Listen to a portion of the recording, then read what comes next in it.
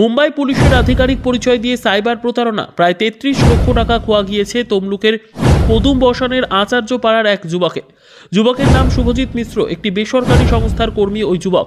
বিদেশে মাদক পাচার সহ আর্থিক নয়ছয়ের সঙ্গে যুক্ত বলে ফোন করে ভয় দেখানো হয় তাকে। তদন্তের স্বার্থে নানান তথ্য জানতে চাওয়া হয় তার থেকে। মামলায় নাম জড়িয়ে যাওয়ার ভয়ে প্রাথমিকভাবে প্রতারকের দাবির সত্য মিথ্যা যাচাই না করে তিনি তাদের কথা মতো ব্যাংক অ্যাকাউন্ট সংক্রান্ত যাবতীয় তথ্য সহ মোবাইলে আসা ওটিপি দিয়ে বসেন। অভিযোগ, তারপরই কৌশলে প্রি অ্যাপ্রুভড লোনের ২০ লক্ষ টাকা এবং ফিক্সড ডিপোজিট সহ ব্যাংক অ্যাকাউন্টে থাকা ১৩,২২,৭০০ টাকা হাতিয়ে নেয় জালিয়াতরা। ঘটনার ব্যাপারে ৩রা ডিসেম্বর তমলুকের সাইবার ক্রাইম থানায় অভিযোগ দায়ের করেছেন প্রতারিত যুবক।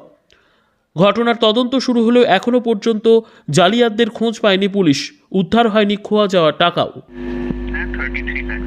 আচ্ছা, কবে নাগাদ হয়েছে এটা?